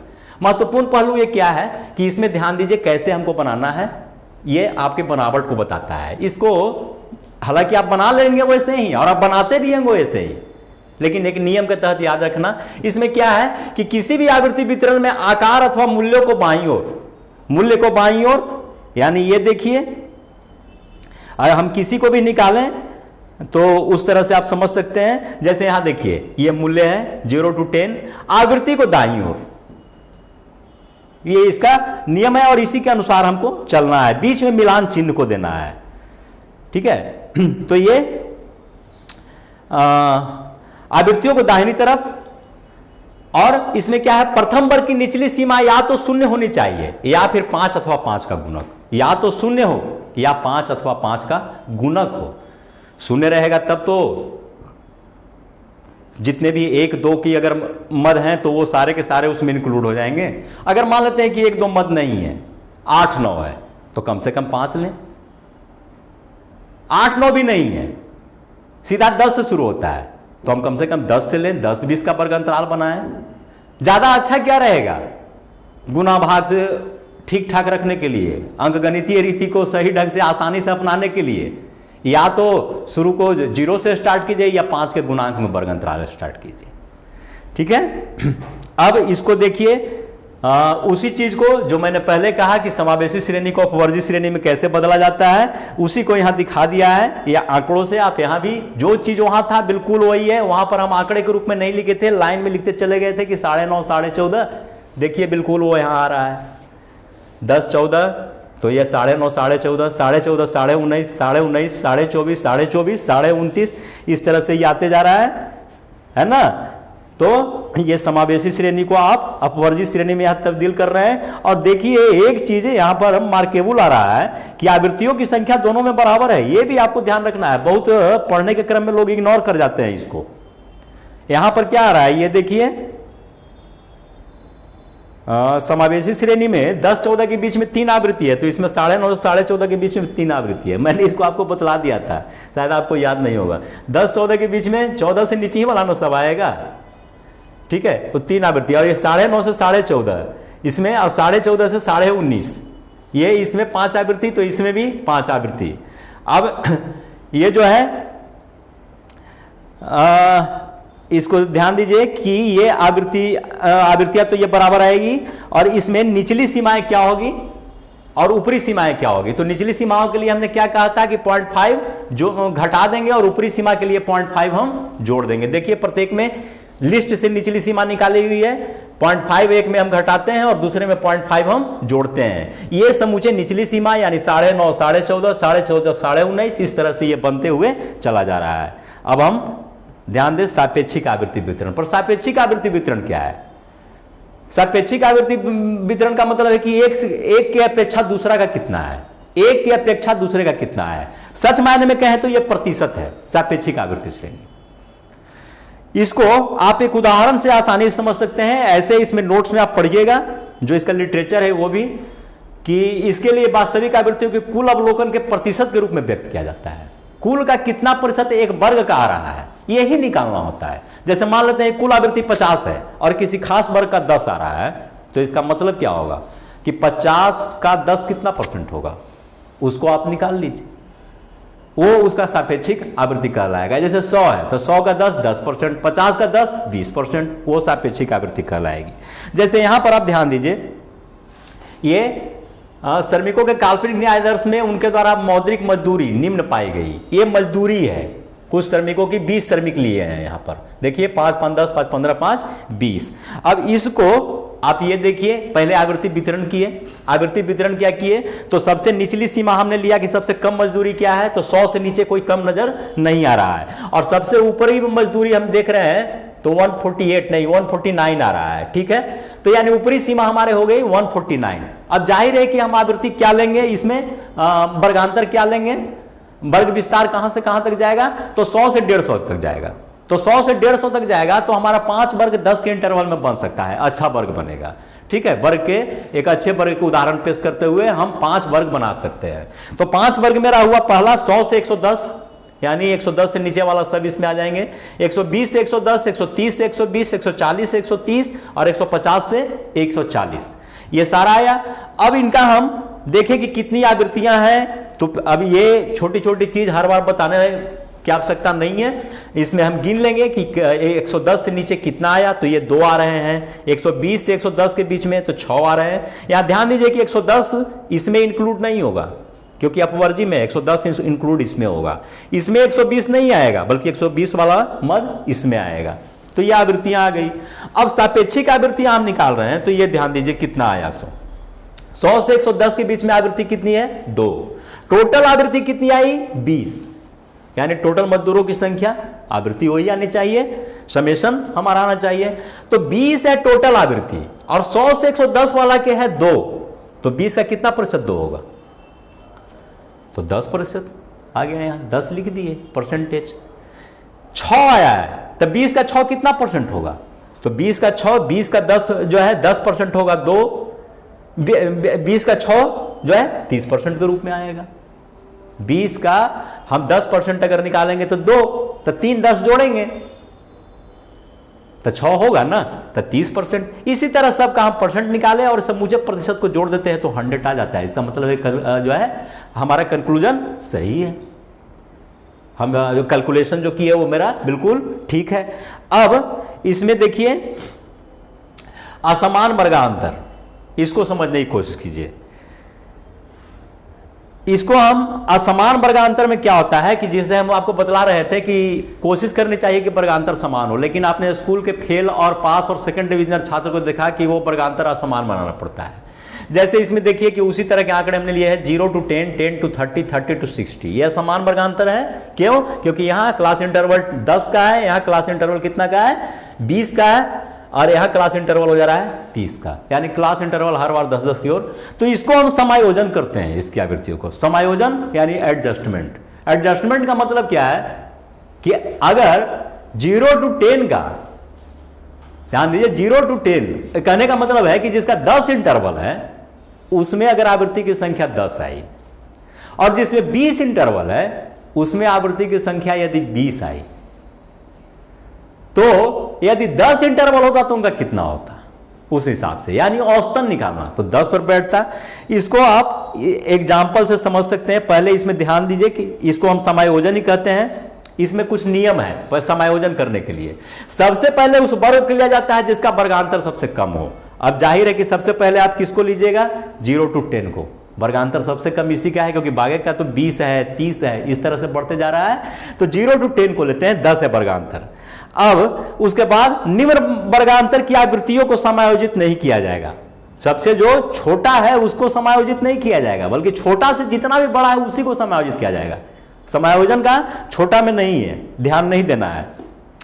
अन्य वर्ग समूह को आवृत्तियों को वर्ग समूह के साथ समायोजित किया जाता है। अन्य वर्ग समूहों की आवृत्ति को निम्न वर्ग समूह के साथ समायोजित किया जाता है। निम्न वर्ग समूह की आवृत्ति में कोई परिवर्तन नहीं होगा, उसकी आवृत्ति में चेंजेस। इसके लिए एक सूत्र है, यह ध्यान दीजिए, निम्न वर्गांतर का विस्तार गुणे वर्गांतर की आवृत्ति बट्टे वर्गांतर का विस्तार, ये याद रखना होगा। इतना से आपको समझ में नहीं आएगा, मैं जान रहा हूं। तो आ जाइए सीधे इसको बना ही देते हैं, इसमें बिल्कुल समझ में आ जाएगा। देखिए हमने ये वर्ग लिया है 10 20 20 30, ये ध्यान दीजिए 10 20 20 30 30 40 40 60 60 90। 10 20 का इंटरवल कितना है 10, 20 30 का कितना है 10, 30 40 का कितना है 10, लेकिन 40 60 का कितना है 20 और 60 90 का 30। असमान वर्ग हुए ना। अब एक बार फिर हम आपसे प्रश्न पूछ ले रहे हैं, कौन श्रेणी में ये है? अपवर्जी में कि समावेशी में? अपवर्जी में, क्योंकि देखिए इसकी ऊपरी सीमा अगली की निचली सीमा है, इसकी ऊपरी सीमा अगली की निचली सीमा है। चलिए ये मतलब जो हम पहले पढ़ाए थे उससे हम सवाल कर लिए। अब इसको देखिए ये समायोजित कैसे हो रहा है, ये ध्यान दीजिए। 10 20 इसकी आवृत्ति 5 है। आपने क्या देखा था? छोटा में समायोजन करने की जरूरत नहीं है, अतः हमने लिख दिया समायोजित आवृत्ति में कुछ नहीं, समायोजन करना ही नहीं है। तो नई आवृत्ति जो समायोजन के बाद आया तो इनकी पुरानी आवृत्ति ही नई आवृत्ति रह जाएगी, क्योंकि समायोजन तो हुआ नहीं। तो 5 के 5। 20 30 12 इनका भी इंटरवल 10 ही है, छोटा ही है। 3 में भी समायोजन की जरूरत नहीं, सबसे छोटे के ही बराबर है ना इनका इंटरवल। सबसे छोटा का भी 10 था, इनका भी 10 है, तो बराबर है, इनमें भी समायोजन की जरूरत। तो ये भी 12। 30 40 इसमें कितना आ रहा है? 20। ये भी छोटा इंटरवल है, 10 का है, ये तीनों बराबर इंटरवल है, वर्गांतर है, अतः इनमें भी समायोजन की जरूरत, इनकी भी जो पुरानी आवृत्ति है वही रह जाएगी। अब आइए जहां समायोजन की जरूरत है, 40 60 इनकी आवृत्ति कितनी है? 20। तो इसमें हमने क्या किया ये ध्यान दीजिए, ये है 10 गुने 20 अब बटा 20, समझ रहे हैं? यानी अब इस सूत्र को आप मिलाइए। ये सूत्र में आपको क्या कह रहा था? निम्न वर्गांतर का विस्तार गुने वर्गांतर की आवृत्ति। अब देखिए तो यहां फिट बैठ रहा है, निम्न वर्गांतर का विस्तार गुने वर्गांतर की आवृत्ति। निम्न वर्गांतर का विस्तार कितना था? 10 का, 10 से 20 है तो 10 गुने वर्गांतर की आवृत्ति। तो ये वर्गांतर की आवृत्ति कितनी है? 20 है ना। ये अब हम भागा किस चीज से देंगे? तो वर्गांतराल से। इसका वर्गांतराल कितना है? तो 20। अब यहां पूरे सूत्र को फिर एक बार अपने माइंड से यहां बोलिए बिना देखे हुए, निम्न वर्गांतर का विस्तार गुने वर्गांतर की आवृत्ति। कौन वर्गांतर की आवृत्ति? जिसका समायोजन कर रहे हैं। समायोजन किसका कर रहे हैं? जो बड़ा वर्गांतराल है, यानी 40 से 60 वाला कहते हैं, इसकी आवृत्ति है ना, गुने और बटा क्लास इंटरवल। इसका क्लास इंटरवल कितना है? 40 से 60 वर्गांतराल यानी 20 का। तो देखिए 10 इसका विस्तार गुने इनकी आवृत्ति 20 अब बटे 20 बराबर 10। 10 यहां लिखा गया इनका समायोजन। इनकी मूल आवृत्ति कितनी थी? 20। इनका समायोजित आवृत्ति कितनी आई? 10। इसी तरह 60 से 90 12। अब ये समायोजित होकर कहां जाएंगे? ध्यान दीजिए, समायोजित होकर ये जाएंगे पहले छोटे का वर्ग विस्तार तो 10, उसके बाद जिसका हमको समायोजन करना है उसकी आवृत्ति 12, गुना कर देंगे 10 गुने 12। अब भागा किससे देंगे? तो जिसका समायोजन करना है उसका अंतराल से। 60 माइनस 90 30 4, तो ये आ गया इनका 4। अब ये सब तो हुआ एक मैथमेटिकल तरीके से, एक सामान्य समझ से आप देख लीजिए। 40 से 60 है, अगर हम इसको 10-10 में तोड़ते तो कितना आता? 30 से 40 40 50 50 60, ठीक है, दो अंतराल बनता ना इनके जैसा। तो यही कहता है कि आप 40 से 60 तक 20 अंतराल में आपका है 20, अगर दो अंतराल बनाते तो औसतन आपका कितना आता? तो 10 आता। हम तो 10 में ना है, हम इतना लाए हुए हैं। आप अगर 10 रहते तो कितना आता? तो औसतन 10, 20 बटा 2, दो अंतराल बनता। इनका 12 आया है तो यहां देखिए अंतराल 3 गो है, 30 का है। 60 70 70 80 80 90 बन सकता था ना, तो इनका औसत आ जाएगा 12 बटा 3, तो ये 4। ये भी आप तरीका से निकाल सकते हैं। चलिए अब हम देखें थोड़ा सा मध्य मूल्यों वाली श्रेणियां। ये क्या है? Mid age, mid values. मध्य मूल्य क्या होता है? वर्ग की निचली सीमा प्लस वर्ग की ऊपरली सीमा बटा 2, L2 प्लस L1 बटा 2 या L1 प्लस L2 बटा 2। तो मध्य मूल्य कभी कभी क्या होता है कि अब वर्गांतराल ना लिख करके मध्य मूल्य लिखते हैं। जैसे यहां पर हम देखें 5 है, 15 है, 25 है, 35 है, 45 है। इन मध्य मूल्यों में अंतर कीजिए। अंतर कितना का है? 5 15 10 का, 15 25 10 का, 25 35 ये भी 10 का, 45 35 45 ये भी 10 का। तो इससे क्या होगा? इससे हम ये ध्यान दीजिए कि हम ये जान सकते हैं कि वर्ग अंतराल कितना का था। तो ये 0 to 10 था, 10 to 20 था, 20 to 30 था, 30 to 40 था, 40 to 55 50। देखिए 0 to 10 तो 0 plus 10 by 2 is equal to 5, 10 to 20 10 + 20/2 = 15, समझ गए। तो हम वर्ग अंतराल को मध्य मूल्य के सहारे भी रखते हैं। इनकी आवृत्तियां कितनी है? 60, 50, 55, 90, 85। अब इससे हमको वर्ग प्राप्त करना है। तो वर्ग प्राप्त करने में हम क्या किए? सबसे पहले मध्य मूल्य के पारस्परिक अंतर को हम जाने। पारस्परिक अंतर में हमने क्या किया? अगला मध्य मूल्य से पिछला मध्य मूल्य को घटा दिया। कहीं से भी आप घटा लीजिए, यहां से घटा लीजिए, यहां से घटा लीजिए, यहां से घटा लीजिए, ठीक है। तो 15, 5, 15 - 5 क्या आ गया? 10। फिर इसका आधा कितना होता है? 5। ये जो अंतर आया उसका आधा कर दिए। अब इसका एक नियम आप क्या बना दिया सांख्यिकी शास्त्रियों ने कि ये जो अंतर आया इसको बटा 2 किए। अंतर किसका निकालना है? ये ध्यान दीजिए, अंतर हमको निकालना है अगले मध्य मूल्य का पिछले मध्य मूल्य से। अगला मध्य मूल्य कितना है? 15, पिछला कितना है? 5। 15 - 5 10। इसका हम आधा कर देंगे। चाहे 25 में से 15 लीजिए, चाहे 35 - 25 कीजिए, सबका तो 10 ही आ रहा है। तो इसका हम आधा कर देंगे। आधा करने के बाद इससे कितना आ गया? 5।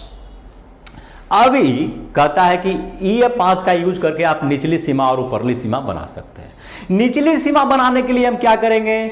मध्य मूल्य में से 5 घटा देंगे। और ऊपरली सीमा के लिए क्या करेंगे? मध्य मूल्य में से 5 जोड़ देंगे। तो ये क्या हुआ? ये ध्यान दीजिए, प्रथम मूल्य बराबर 5। तो निचली सीमा 5 - 5, हमने कहा कि निचली सीमा में से 5 घटा देंगे। तो 5 - 5 0, यानी निचली सीमा 0। ऊपरी सीमा, तो ऊपरी सीमा के लिए हम मध्य मूल्य में 5 जोड़ देंगे। 5 + 5 10। और इस प्रकार इसका सूत्र आ जाता है L1 बराबर, ध्यान दीजिए, m - 1/2 into interval. m - 1/2 mid value -1/2 into interval. Mid value कितना था? 5।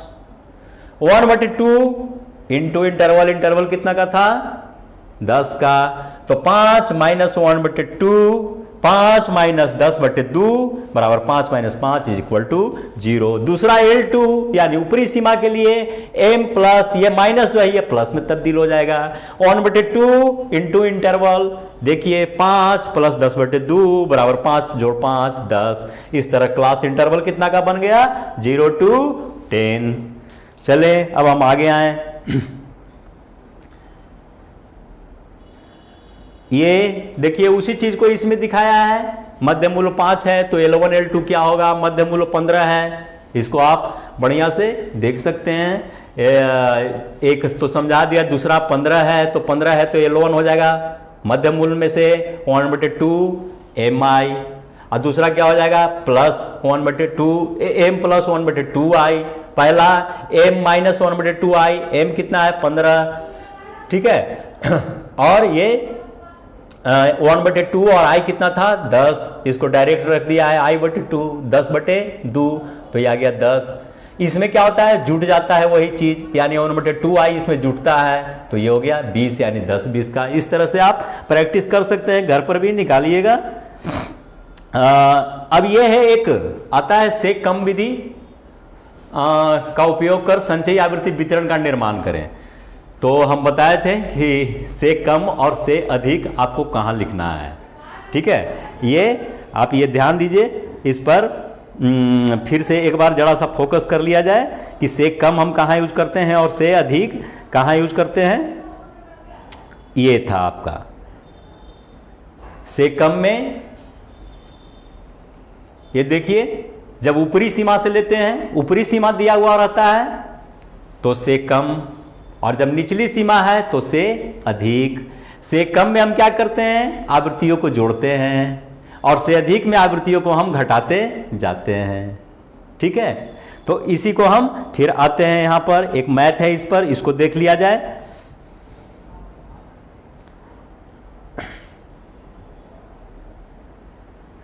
ये आपका से कम मेथड से, हाँ,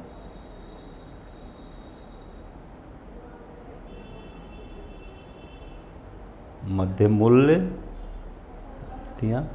से कम विधि का उपयोग करें। ये देखिए प्राप्तांक है 0 to 10, विद्यार्थियों की संख्या 5 है, ठीक है। और ये फिर आंकड़ा इस तरह से लिया है, इसमें 6 क्लास इंटरवल है, 0 to 10, 10 to 20, 20 to 30, 30 to 40, 40 to 50, 50 to 60।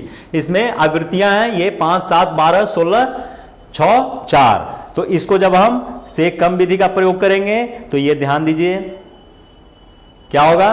पहले ये ध्यान दीजिए कि इसमें क्या था 0 to 10, तो से कम में किससे कम लीजिएगा, 0 से कम, तब तो कोई आंकड़ा नहीं मिलेगा, यानी वर्ग की ऊपरी सीमा से, उसी से न कम, तो 10 से कम, तो 10 से कम लिए। 10 से कम में चूंकि 0 to 10 में 5 आ रहा था तो वो 10 से कम ही रहेगा, आप वर्जित श्रेणी में था, तो वर्जित श्रेणी में तो उच्चतम मूल्य से कम होता ही है, तो 10 से कम था तो 5।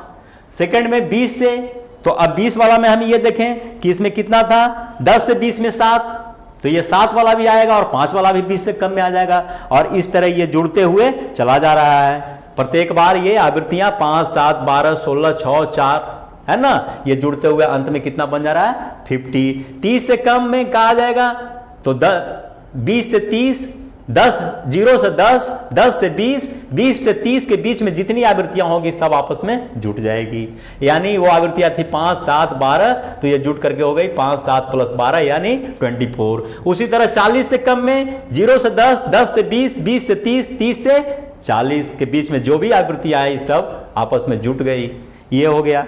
अब ये कहता है नीचे प्रस्तुत संचयी आवृत्ति वितरण को साधारण आवृत्ति वितरण में परिवर्तित कीजिए। यह संचयी में दिया हुआ है, इसको साधारण में कैसे आप लाइएगा। 10 से कम है तो क्या लिखिएगा 0 to 10, 10 to 20। 10 से कम है इसका मतलब 0 to 10, 10 को इंक्लूड नहीं ना किया है, आप वर्जी में तो 10 इंक्लूड नहीं होगा क्योंकि ऊपरली सीमा बनेगा, है ना। तो पहला वर्ग में तो 2 है, दूसरका में 20 से कम, तो 20 से कम में आप क्या कीजिएगा, ये क्या बनाइएगा 10 से 20, तो 10 से 20 बनाएगा तो 0 से 10 वाला तो 2 ले ही लिए। अब 20 से कम टोटल आया 15, तो 10 से 20 में कितना बच जाएगा 15 - 2 यानी 13। देखिए उसको यहां पर ये क्लियर किया है ना, 0 to 10 to 10 to 20, तो क्या करेंगे ये 2 घटा देंगे ना। फिर 20 से 30 18, ये आपका जो है 13, 15 में से 2 जो है ये गया, ये 13 बचा। अब यहां पर ये देखना है कि ये 30 से कम कितना था टोटल 33, तो ये क्या वर्ग बनेगा 20 से 30, है ना, 20 से 30, तो 20 से 30 में क्या होगा 15 और 2 17, ये दोनों घट जाएगा, 33 में से तो कितना बच जाएगा 18, देखिए 18। फिर हम देखते हैं 30 से कम 40 से कम, तो 40 से कम में क्या वर्ग बनेगा 30 से 40, तो इसमें हम कितना घटाएंगे, तो ये 30 से 40, तो इस सब था ऊपर वाला तीनों 30 से 40 में ना, यानी 2 भी घटेगा, 15 भी घटेगा, 33 भी घटेगा, है ना, किसमें से, तो ये जो है यहां ध्यान दीजिए, तो ये क्या आ रहा है 50 - 33, 30 से 40, 50 - 33, 2 13 18 ना, तो ये 50 - 33 यानी इसका आ जा रहा है 17। इसको फिर से दिमाग में लाइए, बस ऊपर के 2-3 वर्ग को हम फिर समझा दे रहे हैं, उससे आप फिर पकड़ लीजिएगा। 10 से कम, 10 से कम का मतलब क्या होगा 0 to 10 यानी 2। 10 से कम का आप वर्जित श्रेणी में 10 इंक्लूड नहीं करते हैं, तो 0 to 10 2। 20 से कम, तब 20 से कम में क्या रखिएगा, एक वर्ग तो आपका 0 to 10 बनवे किया, तो दूसरा वर्ग बनेगा 10 to 20, तो 10 to 20 में आपका कितनी आवृत्तियां आएगी 15 नहीं अब आएगी। क्यों नहीं आएगी, क्योंकि 0 to 10 में आपने 2 का स्थान दे दिया है, तो वो 2 को छांटिएगा ना, है ना। आपके यहाँ 2 घर हैं, 2 कमरे हैं, एक कमरे में 2 आदमी, आपके यहाँ टोटल 10 आदमी आए, एक कमरे में 2 आदमी बैठा दिए, तो दूसरा कमरा में बैठाने के लिए 8 आदमी न रहेगा। तो 0 to 10 वाला में आपने 2 रख दिया, तो 10 to 20 वाला में तो 20 से कम का कहने का तो मतलब है कि 0 से लेके 20 तक के, 20 से नीचे वाला सब, लेकिन उसमें वो घर कौन था, तो 0 to 10, उसमें हम 2 के हटा दिए हैं, तो अब कितना बचेगा 15 - 2, तो 13 19 में रहेगा, समझ रहे हैं। उसी तरह 30 से कम, तो इसका वर्ग बनेगा 20 से 30, समझ रहे हैं। तो 20 से 30 में 2 को घर में तो पहले ही हम आदमी भर दिए हैं, कौन कौन, एगो में 2 एगो में 13, तो इसमें हम क्या करेंगे 33 में से हम 15 घटाएंगे ना, 2 को घटा देंगे या 13 घटाएंगे, यानी 18 बचेगा। इसी तरह से हम आगे प्रक्रिया को जारी रखेंगे। चलिए अब हम देखें, निम्न सूचना के आधार पर प्रथम वर्ग की निचली सीमा तथा अंतिम वर्ग की ऊपरली सीमा निकालिए। प्रथम वर्ग की निचली सीमा और अंतिम वर्ग की ऊपरी सीमा। यहां देखिए प्रथम वर्ग की निचली सीमा नहीं है, गायब है, और अंतिम वर्ग की ऊपरली सीमा नहीं है। कैसे निकालेंगे? तो सबसे पहले हम देखें कि ये वर्ग अंतराल कैसा है। 100 से 120, 120 से 140, 140 से 160 क्या जा रहा है? 20 का अंतर में है सब, तो 20 का डिफरेंस में है, तो इसका मतलब है कि पहला वर्ग बनेगा 80 से 200। बंद कर सकते हैं, वर्ग अंतराल को घटा करके ऊपरी सीमा में से वर्ग अंतराल को घटाएंगे। प्रथम वर्ग की निचली सीमा निकालने के लिए शुरू में हमने बताया था कि प्रथम वर्ग की ऊपरी सीमा में से वर्ग अंतराल को घटा दीजिए। तो वर्ग अंतराल कितना है? 20। ऊपरी सीमा कितना है? 100, क्योंकि 100 से नीचे है। इसका मतलब कि जो है निचली सीमा हमको पता करना है, तो 100 में से 20 घटा दिए तो 80, 100 हो जाएगा। और ऊपरी में अंतिम वर्ग की निचली सीमा में वर्ग अंतराल जोड़ दीजिए।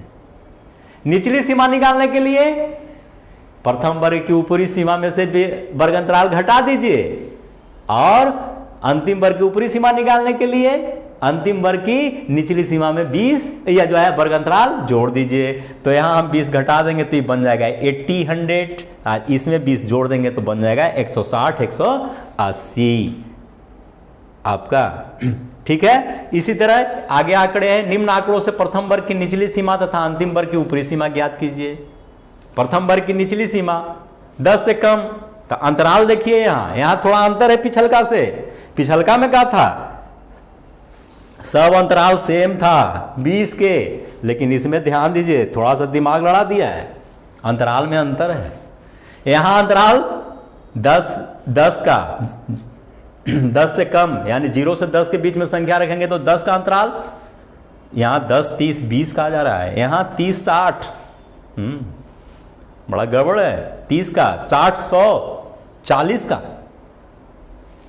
तब एक कॉमन सेंस यहां लगाइए कि अंतराल कैसे बढ़ रहा है। तो पहला में 10, दूसरा में 20, तीसरा में 30, चौथा में 40, तो पांचवा में 50 सीरीज में जा रहा है। एक प्रकार से आपका रीजनिंग ये हुआ। तो हम क्या करते हैं? पहले वर्ग की निचली सीमा निकालने के लिए हम क्या करते हैं? निचली सीमा निकालने के लिए पहले वर्ग की ऊपरी सीमा में से अंतराल को घटा देते हैं। तो पहला वर्ग में अंतराल कितना नजर आ रहा है? 10 का, तो 10 में से 10 घटा दिए तो क्या हो जाएगा? 0, यानी वर्ग बन जाएगा 0, 10। और अंतिम वर्ग की ऊपरी सीमा निकालने के लिए क्या करते हैं?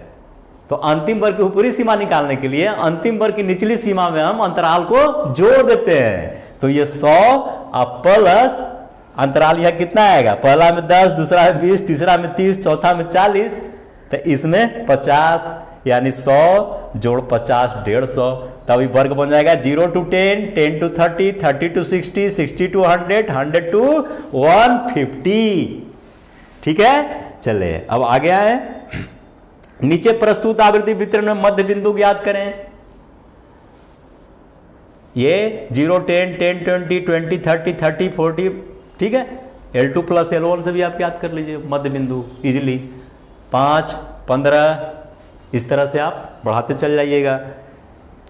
मध्य बिंदुओं की गणना इसमें क्या है ये ध्यान दीजिए। वर्ग है दिया हुआ 0, 10, मध्य बिंदु 5, आवृत्ति 2, 10, 20, मध्य बिंदु 15।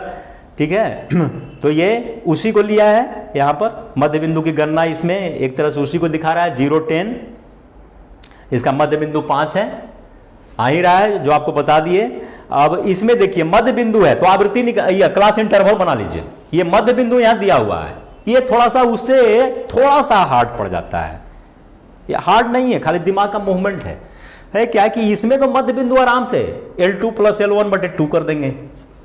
बहुत आसान है। ऐसे भी कॉमन सेंस भी देखने पर सबके औसत निकाल देंगे हर वर्ग का, वर्ग के ऊपरी और निचली सीमा का, तो मध्य बिंदु हमको प्राप्त हो जाती है। लेकिन जब मध्य बिंदु दिया हुआ है तो हम वर्ग कैसे बनाएंगे? ये थोड़ा सा है, 5 है, 15 है, तो आप क्या कीजिएगा? सबसे पहले देखिए कि मध्य बिंदु के बीच अंतर कितने का है। मैंने क्या कहा था? प्रथम मध्य बिंदु और उसके अगले मध्य बिंदु के बीच अंतर देखिए, या दूसरे और तीसरे के बीच देखिए, तीसरे और चौथे के बीच देखिए, चौथे और पांचवें के बीच में देखिए। तो ये अंतर आपको कितना आ रहा है 10, सब में 10 का अंतर जा रहा है, यानी समान अंतर पर ये है। इसका मतलब है कि समान वर्ग अंतराल बनेगा, तय बात है, कहीं पर डिफरेंस नहीं है। तो निचली सीमा के लिए आपको क्या बताए थे कि उस अंतर को 2 से भागा दे दीजिए, है ना, यानी इंटरवल बटे 2, ठीक है, I बटे 2, 1 इंटू आई बटे 2 वाला सूत्र याद रखिए फिर से। तो इंटरवल से 2 में भागा दे दीजिए, तो इंटरवल कितना का है 10 का, तो 10 से 2 में भागा देंगे तो कितना आएगा 5। जो भागफल आया तो निचली सीमा के लिए मध्य बिंदु में से घटा दीजिए, ऊपरली सीमा के लिए जोड़ दीजिए, यानी एन हो जाएगा -5, एन हो जाएगा +5। तो -5 करेंगे तो कट के आ जाएगा 0, और +5 करेंगे तो 10, तो बन जाएगा वर्ग 0 to 10। निचली सीमा के लिए मध्य बिंदु में से इंटरवल का जो आधा आया उसको घटा देना है, और ऊपरली सीमा के लिए इंटरवल का आधा है उसको मध्य बिंदु में जोड़ देना है। इंटरवल का आधा कितना आया था 5, तो यहां निचली सीमा हो जाएगा 5 - 5, मध्य बिंदु में से घटा देंगे। ऊपरी सीमा के लिए 5 + 5 यानी 10। तो इस तरह से सब में हम करेंगे, इसमें भी 15 + -5 + 5 10 20 ही बनेगा, 25 - 5 + 5। चले आगे बढ़े। ये है आपका वही चीज है। अब ये आवृत्ति वितरण दिया हुआ है, हाँ उसी को ये दिया है 0 to 10, 10 to 20, 20 to 30। मध्य बिंदु से ये क्लास बना दिया है, ये ध्यान दीजिए दोनों सेम है, मध्य बिंदु से ये क्लास बनाया हुआ है, क्लास इंटरवल्स। अब यहां पर आपका पाठ हम समाप्त कर रहे हैं। अब आपको हमने कुछ गृह कार्य दिया है जिसमें वस्तुनिष्ठ प्रश्न है, ध्यान दीजिएगा। एक वर्ग का मध्य बिंदु बराबर है किसका, मध्य बिंदु किसका बराबर होता है, ये ध्यान दीजिए।